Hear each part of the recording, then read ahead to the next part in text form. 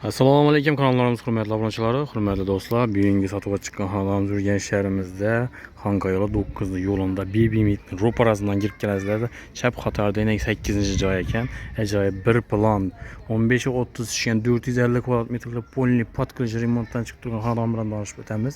Hazlar fasadlari travitin qilingan, allari novisan bo'lgan, chiroyli qilib archalarni ekib qo'ydilar. Steshga qilingan, burchatga bo'lgan suv, svet, gazda gap turibdi. Aynalar polni reshotga qilingan, pajani xotinamiga. Bu yerda ham kaziroklar ham qilingan ekan. Aynalar akvaramlardan chiroyli qilib qo'ydilar. Ko'chaga vodoprovod ham chiqqan. Girish eshiklari yarma demir eshiklardan qo'yilgan aslar. Bismillah deb giramiz. Girgandan prixojiy zonasi bu yerda chap tarafimizda chiroyli rakonlar o'rnatilgan. Suvlar gap turibdi, muammosiz ekan suv. Noto'g'ri yaxshi. Suv cho'shiklar qo'yilgan. Bu yerda ekan chiroyli qilib remont qilganlar, o'zlari yashiman deb salganlar.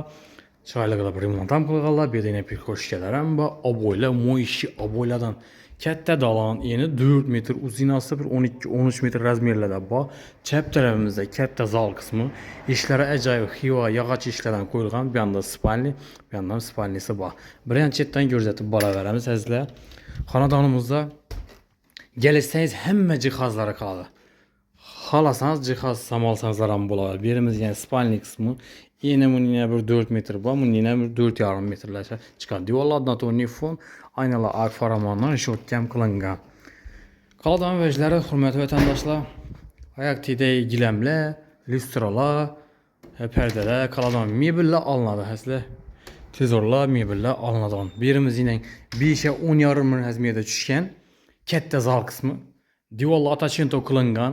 Hurmatli vatandoshlar, oyoq tiylari pol, patologlarning chetlari gipsakardan, o'rtalarida tejor, lyustralar xonadon. Yurib turgansining daborlar ham qo'yilgan, lekin yog'ochdan chiroyli qilib o'rnatganlar. Bu yerda nalishlar ham bor. Perdelar ham osilgan. Bu yerda yana konditsionerlar bor. Hurmatli vatandoshlar, xonadonimizda 3 dona konditsioner bor, 3 ham xonadon bor. Zalimizda, bu yerda spalnida, oshxonada bor, hurmatli vatandoshlar. Bu yanımızda esa spalni qismi bo'ladi. Yarma eshik qo'yilgan hamma yerda. Bu yerda mana bir yotoqxona qilganlar, bu yerda bir spalnisi bo'ladi, hurmatli vatandoshlar. Yosh yig'lovchi ajoyib xona. Mebellar, hurmatli vatandoshlar, xohlasangiz qoldirsangizlar ham bo'ladi. Kelishgan holda bo'lmasa olib ketadilar. Oyoq tiylari pol, razmeri bir, hurmatli vatandoshlar, 5-4 metrlar bor. Dokumentdan muammosi yo'q. Ekranda pryamoy mulkiyasini nomerini qo'yamiz. O'zlari bilan kelishib olaverasizlar. Bu yerda meni chiroyli qilib mebellarni zo'ttirib qo'ydilarsizlar. Internetdan muammosi yo'q.